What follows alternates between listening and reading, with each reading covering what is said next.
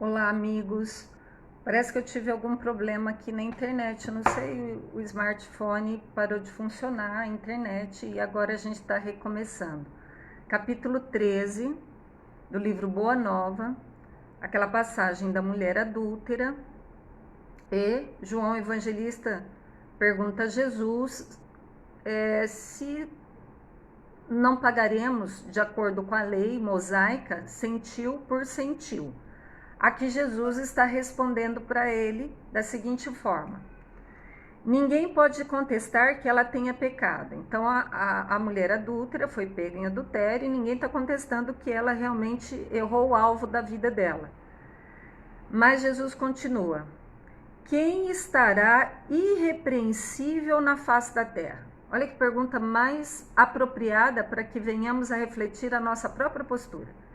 Quem, em sã consciência, aqui na terra, pode dizer que está irrepreensível? Continua Jesus nas perguntas. Aliás, na afirmação.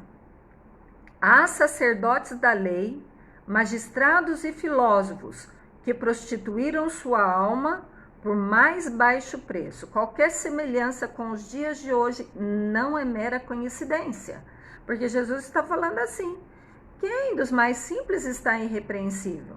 Visto que até os grandes magistrados, os grandes filósofos, prostituíram suas almas. Então nós vamos vendo aqui o conceito de prostituição. O conceito de prostituição para as verdades imortais não é só quem comercializa o corpo físico, não. Prostituição é agir em oposição ao que se sabe que é certo. Então, é deixar de ser fiel ao que se conhece, ao que se deve fazer, por alguma vantagem que se queira tirar. Isso é prostituir. Então, não é apenas relacionado a questões da sexualidade. Não. Você sabe que uma coisa tem que ser feita de uma forma e faz ao contrário, isso é prostituir. Você está prostituindo, não está sendo fiel com o seu campo de consciência desperta. Deu uma ideia do que é prostituição pro evangelho? Não é só questão de corpo, não. Tá? Continua Jesus. Ainda não lhes vi os acusadores. Olha que bacana, presta atenção. Tá bom, nós estamos aqui com a mulher adúltera, mas cadê seus acusadores? Não vimos os acusadores, porque eles já foram embora. Porque cada um, mediante a fala de Jesus, quem não tenha pecado atira a primeira pedra, como todos sem pecados, foram todos embora. Então, cadê os acusadores? Jesus está falando para João Evangelista. A hipocrisia costuma campear impune, enquanto se atiram pedras ao sofrimento, João. Então, é muito fácil criticar, tirar pedra para os sofredores, para os mais simples, para onde a corda é mais fraca. Mas continua Jesus. O mundo está cheio de túmulos caiados. Ou seja, magistrados, filósofos, pessoas que conhecem, estudiosos, interpretadores das leis humanas e leis da religiosidade, das religiões, e, no entanto, campeia a hipocrisia, porque você sabe como tem que fazer e não fazem. Continua Jesus. Porém, Deus, nosso Pai, de infinita bondade, aguarda os filhos pródigos em sua casa. Perfeito. Filho pródigo, quem que é? É só mulher adúltera? Não. O magistrado corrupto, o filósofo que engana mentes, não vou nem precisar nomear, né? Basta correr os olhos para os nossos dias hoje. Esses também são filhos pródigos. E o Pai, na sua bondade infinita, aguarda os filhos pródigos para retornarem à casa dele. Então, independente se é simples, se é uma mulher, se é um homem, qual credo religioso, qual cargo que tenha, no fundo todos são filhos de Deus. E o Pai espera que todos retornem, porque todos estão equivocados na face da terra. Não há nenhum que passe aqui sem equívocos, sem ilusões, sem irrealidades na quais se baseiam. Poder-se-ia desejar para a pecadora humilde tormento maior do que aquele a que ela própria se condenou por tempo indeterminado? Jesus volta a trabalhar com questões, com perguntas. A mulher pecadora, ela já está sendo punida, porque ela mesma se condenou. O campo interno de cobrança é muito maior, é muito mais constante, é 24 horas por dia, coisa que nenhum acusador externo consegue fazer. Então, aquela humilde pecadora, ela própria já se condenou, não precisa que um outro filho da filiação divina aponte o dedo para ela. Quantas vezes lhe tem faltado pão, a boca faminta ou a manifestação de um carinho sincero à alma angustiada? Então, quantas vezes esse ser que estava lá, uma multidão apedrejando-a, não faltou pão, não faltou carinho, não faltou cuidados, trazendo João a uma questão de realidade da alma, com as perguntas, para que João viesse a pensar por que a aplicação da lei mosaica, centil por centil. Jesus está nos trazendo a lei de Deus, que é a lei de amor e que, portanto, permeia a misericórdia, que releva todas essas variáveis, como ela foi criada, quanta fome ela passou, quantas vezes ela foi injuriada, quantas vezes ela sofreu calúnias e difamações. A diferença entre lei mosaica de olho por olho, dente por dente, e a lei de causa e efeito, ação e reação, é que na lei de causa e efeito, ação e reação, ela é exatamente proporcional ao grau de intencionalidade, consciência do que se está fazendo. Então, Jesus está chamando João a pensar nisso, que a lei mosaica, ela é rígida, ela é dura, ela é justiça, mas que Pai Celestial trabalha com os seus filhos com amor, com aprendizado, não com punição. Continua Jesus. Raras dores no mundo serão idênticas às agonias de suas noites silenciosas e tristes. Não precisa que mais ninguém acrescente dor na vida dessa criatura, porque já é peso demais. É um doloroso inferno interno, a sua própria condenação a ela mesma. As noites silenciosas e tristes que ela vai conviver 24 horas por dia, porque o maior juiz lá do Novo Testamento, não é juiz, o que estuda, magistrado, não, o juiz é a consciência. E quanto mais desperta for a consciência, mais ela é cobradora, impositora, é mais a justiça. A justiça é no campo interno. Nós nos cobramos. Por isso que há umas linhas de abordagem terapêutica que é a do auto-perdão. Primeiro você tem que perdoar por uma coisa que já aconteceu mesmo. Não tem mais como fazer, recolher aquele leite que foi derramado. Mas tem como começar a fazer diferente, para ter um resultado diferente. Continua Jesus. É que em todos os planos da vida, o Instituto da Justiça Divina funciona naturalmente com seus princípios de compensação. Deu para entender a diferença entre lei de talião, olho por olho, dente por dente, centil por centil, que João perguntou a Jesus, e a lei de ação e reação, que está permeada com princípios de compensação. É assim que a justiça divina. A lei humana é rígida, Mas até a lei humana de hoje em dia já tem compensações, já tem atenuação de pena, já tem comutação de pena, já tem...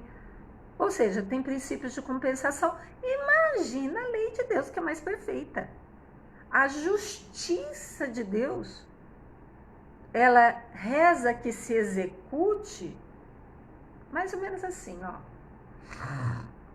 A justiça divina, que conleva a lei de compensação.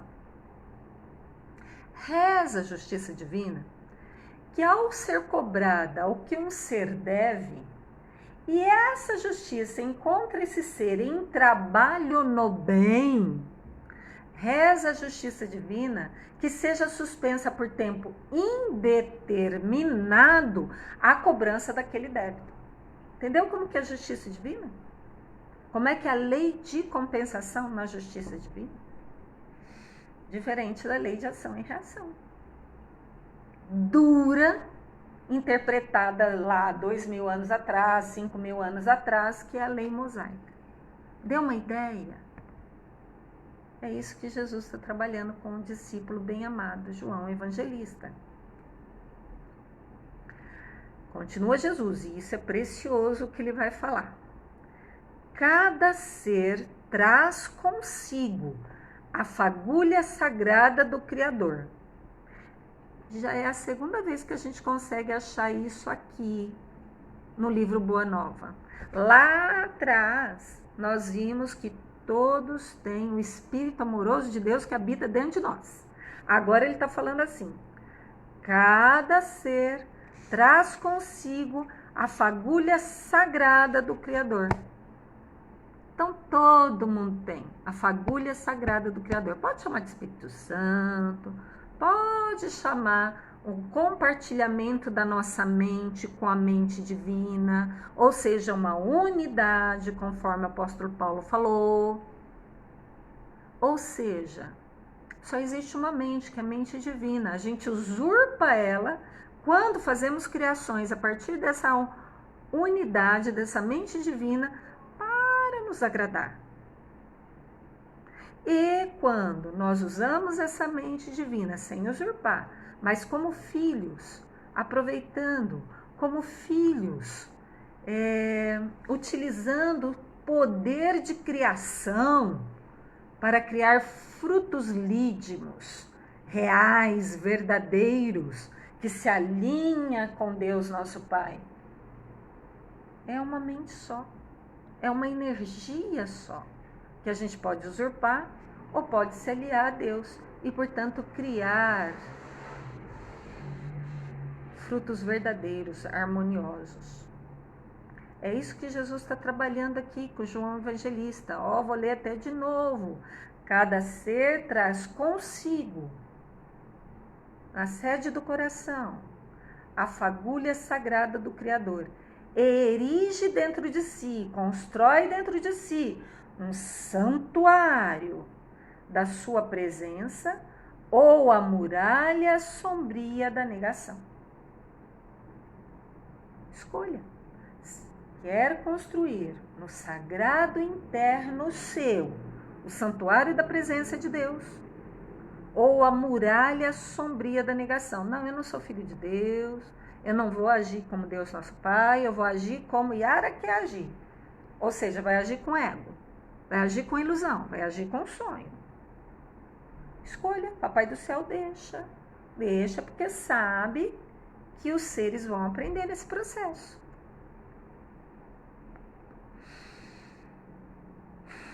Mas, seja as escolhas que você fizer, seja as construções no santuário interno harmonioso ou na muralha da sombra, seja qualquer uma dessas criações, só a luz e o bem são eternos.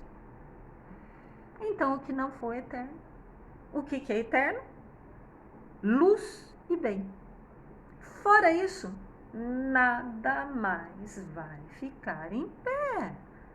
Mais cedo ou mais tarde, vai desconstruir, vai desiludir, vai acordar do sonho. Porque só a luz e o bem são eternos. Pode operar o quanto quiser aí, nas veredas do caminho, dando voltinhas, dando, fazendo o que quer, como quer, quando quer, porque tudo há limite embaixo desse sol. E a única coisa que é real, que é verdadeira, é que somos todos filhos de Deus. Pode demorar, mas todos estão fadados a... Não há como enganar ele.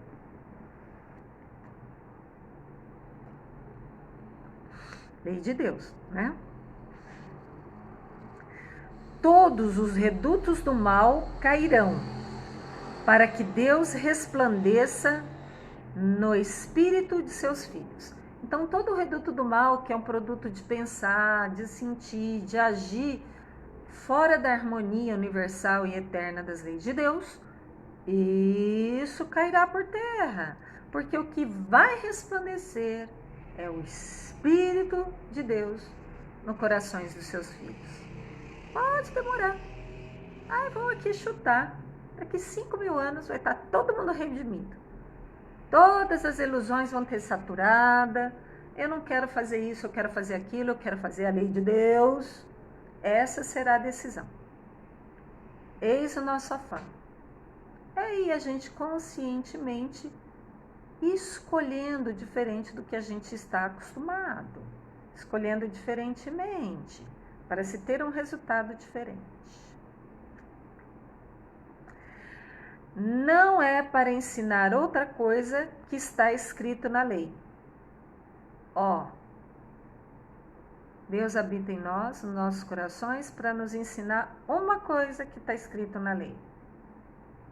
Só para isso, o Espírito amoroso de Deus, a fagulha sagrada divina, que está dentro de nós, a gente já tem desde o nosso processo de criação, a partir das mãos augustas do Pai misericordioso, desde aquele instante, daquele momento, nós já somos deuses.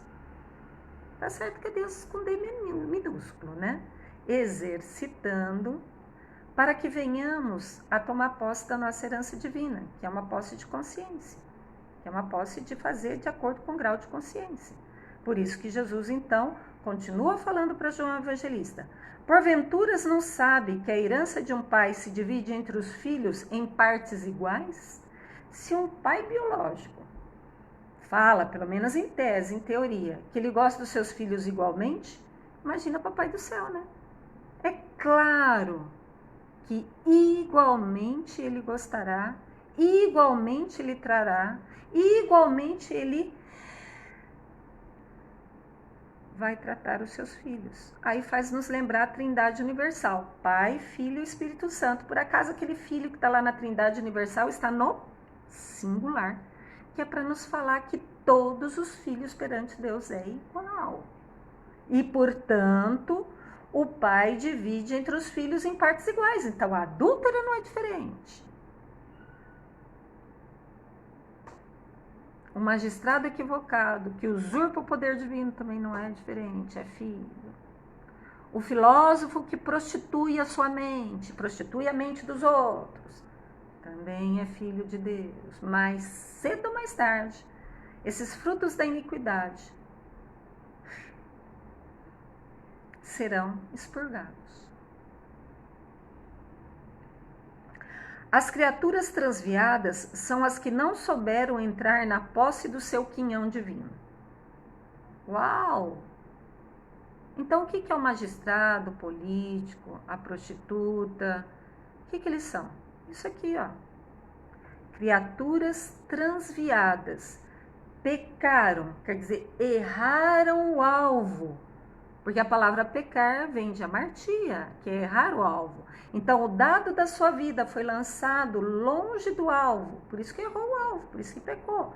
Ou numa energia que até foi para retinha, mas a energia estava menos ou estava a mais, e por isso não grudou lá no alvo, não acertou o alvo. Portanto, todos que pecaram, erraram o alvo, são criaturas transviadas, que não souberam entrar na posse do seu quinhão divino. Qual que é a posse do nosso quinhão divino? Vamos cá refletir. Em origem, nós somos o quê? Filhos de Deus. Tá bom, se somos filhos de Deus em origem, o que eu sou da Poliana, o que eu sou da Márcia, o que eu sou... Irmãos, tá bom, filhos de Deus, qual que é a herança que me cabe? Dá uma olhadinha pro céu, dá uma olhadinha para as estrelas, dá uma olhadinha para o cosmos. Não, tá muito longe? Então tá, então volta-se para si. Dá uma olhadinha nas trilhões de células que te formam. Qual é a nossa posse? Qual é nosso direito à herança? Sermos semelhantes a Deus, nosso Pai. Eis a nossa herança. É produzir frutos harmoniosos que têm vida eterna. Eis a nossa herança. Olhar para o outro ser. E se outro ser para nós é difícil de encarar,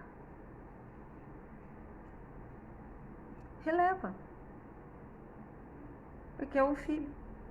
Seja a prostituta que prostituiu, seja o magistrado que prostituiu nos pontos de vista dele, nos juramentos que ele fez. Porque, em tese, tudo isso é prostituição. Agir contra a sua natureza divina, e ainda mais sabendo que está contra, isso é prostituição. Não é a venda do corpo material, não. Não é a venda da sexualidade, não, que é prostituição. Jesus está dizendo aqui. Magistrados e filósofos se prostituem também, agindo diferentemente do que eles já sabem que é correto, que é harmonioso. Permutando, quer dizer, não entra na posse do seu quinhão divino, permutando pela satisfação dos seus caprichos, nos desregramentos ou no abuso. Opa! Uma outra palavra para a gente pensar. Todo tipo de desregramento, todo tipo de abuso, isso é prostituição. Deu uma ideia? Lembra do alvo? Aplica o dado da vida num abuso, num desregramento. Isso é prostituir. Na egolatria, ou seja, no culto a você. Tudo para mim, é só para mim, é só para mim. Não existe o outro. Nossa, esse é muito cego, hein? Tem 7 bilhões e meio de seres encarnados na Terra e não existe o outro. É só você que tem direito. Só você que tem acesso. É algo para se pensar. Na egolatria ou no crime, pagando alto preço pelas suas decisões voluntárias. Examinada a situação por esse prisma, temos que reconhecer no mundo uma vasta escola de regeneração, onde todas as criaturas se reabilitam da traição aos seus próprios deveres. Trair os deveres, trair o que já conhece de lídimo e verdadeiro. Eis a verdadeira prostituição, e não a comercialização do corpo físico. Dê uma ideia o que é prostituição? Prostituição é agir, pensar, sentir longe, distanciado das verdades universais. Continua Jesus. A terra, portanto, pode ser tida como um grande hospital, em que o pecado é a doença de todos. Deu uma ideia? Que pecado não é sexolatria apenas. Pecar é doença de todos. Ah, mas eu tenho a minha vida sexual em harmonia. Mas engana os outros. Está se prostituindo. O Evangelho, no entanto, traz ao homem enfermo o remédio eficaz para que todas as estradas se transformem em suave caminho de redenção. Para que serve o Evangelho? Para que você aprenda a jogar o dado da sua vida na direção e na intensidade para acertar o alvo e para não errar o alvo, portanto não pecar. É por isso que não condeno o pecador para afastar o pecado. E em todas as situações prefiro acreditar sempre no bem. Isso vem ao encontro da fala: não combatais o mal. Não é para combater o mal, é para acender luz. Não é para divergir, brigar com o outro filho de Deus, nosso irmão. É ao contrário, acenda a vossa própria luz, porque você se redime e ainda impregna de exemplo o outro ser que está ombreando a existência junto contigo. Então não é para brigar, não é para discutir, não é para fazer prevalecer as ideias próprias, é acender a própria luz. É isso que Jesus está falando. E continua: quando observares, João, os seres mais tristes e miseráveis arrastando-se numa noite pejada de sombra e desolação, lembra-te da semente grosseira que encerra um germe divino, em que um dia se elevará do seio da terra para o beijo de luz do sol. Ou seja, quando você vê algum ser infeliz transitando pela terra, errando, prostituindo-se, seja na área sexual, seja no enganar o outro, seja no usar a ferramenta da coletividade no campo da política para usurpar para si próprio, lembra, João, lembra, Yara, lembra você, meu querido amigo aí do outro lado, que esse ser é um diamante bruto a ser trabalhado. Então não critiques, não combatam, acenda a sua própria luz, para que ilumine o caminho do outro, para seguir em forma de exemplo. Terminada a explicação do mestre, o filho de Zebedeu, que é João Evangelista, deixando transparecer na luz do olhar a sua profunda admiração, pôs-se a meditar nos ensinos recebidos. Ou seja, façamos igual João Evangelista. Meditemos nos ensinos recebidos. E não fique só na meditação, de preferência que essa meditação desça para o campo do coração, para que mudemos as atitudes em forma de ações. Paz e luz, amigos. Até semana que vem.